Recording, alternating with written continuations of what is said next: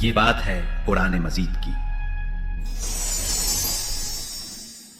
یہ بات ہے اس انسان کی جس نے نبی کریم صلی اللہ علیہ وسلم کو بھرے بازار میں رسوا کرنے کی کوشش کی تھی۔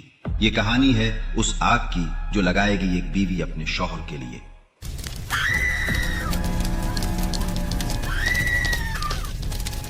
یہ کہانی ہے اس انسان کی جس کے زندہ رہتے ہی اللہ نے اس کے اوپر آنے والے عذاب کا اعلان کر دیا۔ یہ راز ہے سورہ لہب کی۔ تبت یدا ابی لہب وتب۔ دوستوں، اکثر ہمارے گھروں مدرسوں میں نماز کے لیے بچوں کو سورہ لہب یاد کروایا جاتا ہے بغیر اس کے ترجمے کو جانے۔ آج بھی ایسے لاکھوں کروڑوں لوگ ہیں جن کو قرآن پڑھنا تو آتا ہے لیکن اس کا مطلب پتہ نہیں ہوتا۔ اس لیے آج قرآن ہمارے گھروں میں تو ہے لیکن دلوں میں نہیں۔ کیا ہے یہ سورہ لہب؟ ایسا کیا کیا تھا ان میاں بیوی نے جو اللہ نے قرآن مجید میں ان کا نام لے کر اتنے بڑے دردناک عذاب کا اعلان کیا ہے؟ جانیں گے اس ویڈیو میں۔ بسم اللہ الرحمن الرحیم۔ دوستوں، سورہ لہب اس وقت نازل ہوئی جب ابو لہب نے ظلم کی ساری حدیں پار کر دی تھی۔ وہ نبی صلی اللہ علیہ وسلم کو بھرے بازار میں رسوا کیا کرتا، لوگوں کو ان کے خلاف بھڑکاتا، اور اس کی بیوی ام جمیل زبان زہر سے بھری ہوئی جو بے حد خوبصورت تھی لیکن اس کا دل تکبر سے بھرا ہوا تھا۔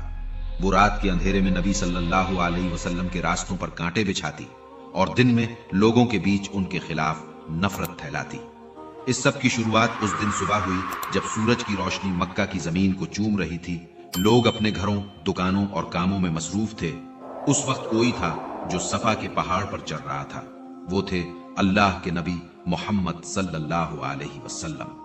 پہاڑ پر چڑھ کر انہوں نے ایک نظر مکہ شہر کو دیکھا اور بلند آواز میں پکارا، یا صباح صباح صباح صباح صباح۔ یہ کوئی اذان نہیں تھا، نہ کسی سوداگر کی صدا، یہ ایک خطرے کی پکار تھی۔ اس کا مطلب تھا، یہ لوگوں اٹھو اور میری بات سنو۔ یہ ایک عربی نعرہ تھا جو لوگ کسی بڑی خبر یا آنے والے خطرے کے وقت لگایا کرتے تھے، جیسے آج ہم اور آپ لگایا کرتے ہیں، سنو، خبردار ہو جاؤ۔ یہ آواز کے گونجتے ہی مکہ کی گلیاں سن ہو گئی۔ ہر طرف یہ خبر پھیل گئی کہ محمد صلی اللہ علیہ وسلم نے سب کو صفا پہاڑ پر بلایا ہے۔ لوگ دوڑتے ہوئے آئے، بزرگ، جوان اور بچے سب اکٹھا ہوئے۔ سامنے کھڑے تھے رحمت عالم صلی اللہ علیہ وسلم۔ چہرے سے نور جھلک رہا تھا، آواز میں سچائی کی تاثیر تھی۔ انہوں نے ایک نظر سبھی کو دیکھا اور پکارا، اے لوگو، اگر میں کہوں کہ اس پہاڑ کے پیچھے ایک دشمن کی فوج ہے، کیا تم یقین کرو گے؟ بھیڑ نے ایک ساتھ جواب دیا، ہاں محمد، تم صادق ہو، تم عالمین ہو، تم سچے ہو، ہم نے تم سے کبھی جھوٹ نہیں سنا۔ تب اللہ کے نبی نے فرمایا، پھر سنو، میں تمہیں آخرت کے عذاب سے آگاہ کرتا ہوں۔ عبادت کرو اس ایک رب کی جو پوری کائنات کا مالک ہے۔ اگر تم اپنے رب کی عبادت نہیں کرو گے تو وہ دن بہت سخت ہوگا۔ اس بات کو سنتے ہی چاروں طرف سناٹا چھا گیا۔ لوگ ایک دوسرے کو حیرانی سے دیکھنے لگے۔ کیا کہہ رہے ہیں؟ تعجب تو کیا اپنے باپ دادا کے دن کو چھوڑ دیں؟ پھر ایک گرجتی ہوئی آواز سنائی دی، تباہ ہو تو محمد، کیا اسی لیے ہمیں بلایا تھا؟ یہ شخص اور کوئی نہیں بلکہ نبی صلی اللہ علیہ وسلم کے چاچا ابو لہب تھا۔ چہرے پر گھمنڈ، آنکھوں میں آگ۔ اس کی یہ بددعا آسمان سے ٹکرا کر واپس اسی پہ آ کر گر گئی۔ اسی وقت اس کے آخرت کے دنوں میں جہنم کا آگ ہمیشہ کے لیے لکھ دیا گیا۔ لیکن اللہ نے اس وقت اپنے نبی کو یہ بات نہیں بتائی، مطلب یہ سورہ نازل نہیں کیا۔ بڑے بڑے اسکالروں کا کہنا ہے کہ اگر یہ سورہ اس وقت نازل ہوتا تو مکہ والے اللہ کے نبی کو اس کا قصوروار ٹھہراتے، کیونکہ اس دور میں ایک چاچا کا درجہ باپ کے برابر ہوتا تھا، خاص کر تب جب اپنے سگے والد کا انتقال ہو چکا ہو۔ وقت گزرتا گیا، آپ صلی اللہ علیہ وسلم جگہ جگہ جا کر دین کی دعوت دیتے رہتے۔ مکہ میں اسلام تیزی سے پھیلنے لگا۔ اس سب سے ابو لہب بہت ناراض تھا۔ وہ ہر دن نئے نئے ترکیبیں سوچتا تھا اللہ کے نبی کو پریشان کرنے کے لیے۔ کبھی لوگوں کو نبی صلی اللہ علیہ وسلم کے خلاف بھڑکاتا تو کبھی بازاروں میں بچوں کو پتھر مارنے کو اکساتا۔ اس کے ظلم کی انتہا یہاں نہیں رکا۔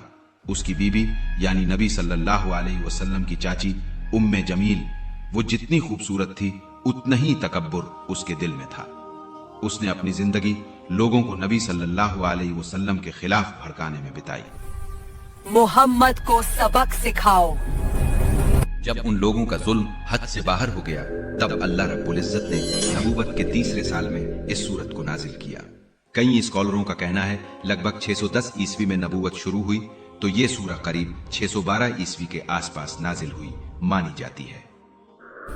ارے ابو حیات، ذرا ہمیں وہ سورہ تو سناؤ جو اللہ نے نبی پر نازل کی ہے۔ بسم اللہ الرحمن الرحیم تبت يدا أبي لهب وتب ما أغنى عنه ماله وما كسب سيصلى نارا ذات لهب وامرأته حمالة الحطب في جيدها حبل من مسد۔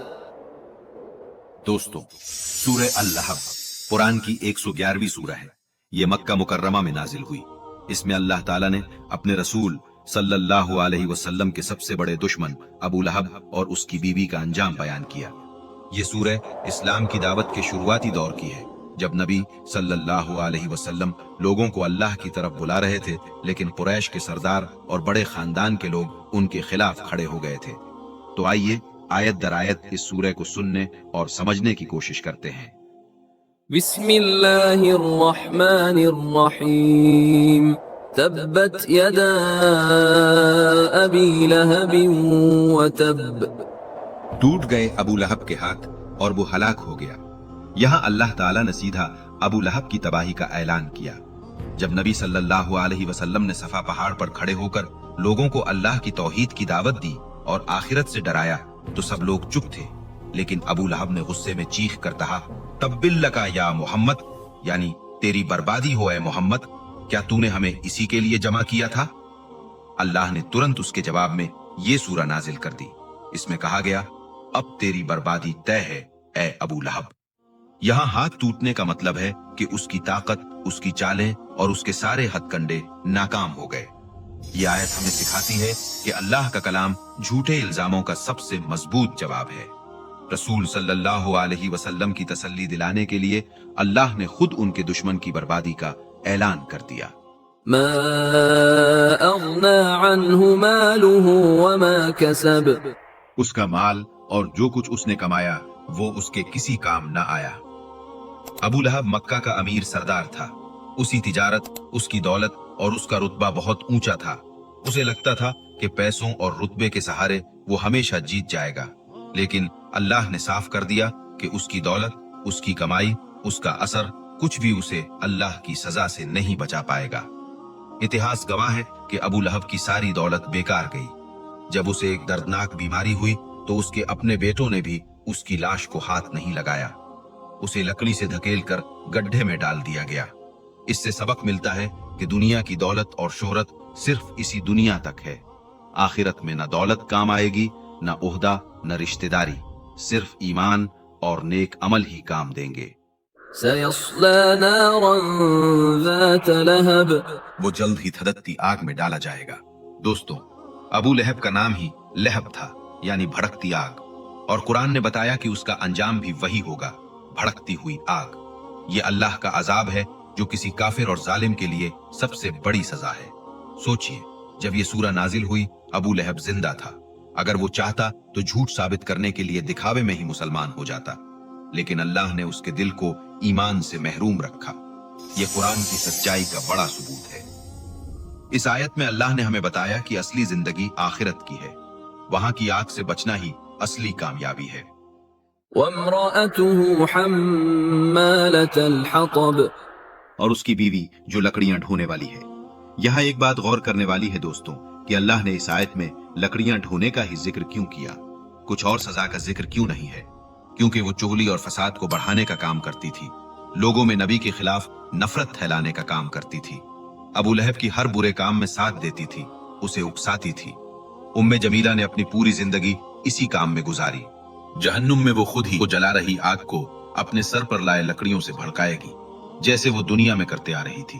اسی لیے قرآن میں اسے لکڑیاں ڈھونے والی کہا۔ في جيدها حبل من مسد۔ उसकी गर्दन में रस्सी होगी खजूर के रेशे की। यहाँ उम्मे जमीला की आखिरत की सजा बयान हुई। उसकी गर्दन में रस्सी होगी जिससे उसे जहन्नम की आग में खींचा जाएगा। दुनिया में वो रसूल सल्लल्लाहु अलैहि वसल्लम को तकलीफ देने के लिए लकड़ियां और कांटे ढोती थी, लेकिन आखिरत में अल्लाह ने उसके लिए रस्सी और आग तय कर दी। इस आयत का एक सबक यह भी है कि इंसान अगर अपनी जिंदगी दूसरों को तकलीफ देने में गुजारे तो आखिरत में वही तकलीफ उसकी अपनी सजा बन जाती है। सूरह लहब हमें ये याद दिलाती है कि अल्लाह और उसके रसूल सल्लल्लाहु अलैहि वसल्लम की मुखालिफत करने वाले चाहे कितने ही ताकतवर क्यों ना हो, उनका अंजाम जहन्नम ही है। दौलत, शोहरत और रुतबा उन्हें अल्लाह की पकड़ से नहीं बचा सकता।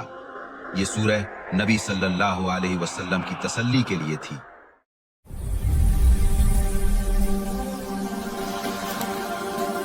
और हमारे लिए सबक है कि हमेशा हक का साथ दें और बातिल से दूर रहें।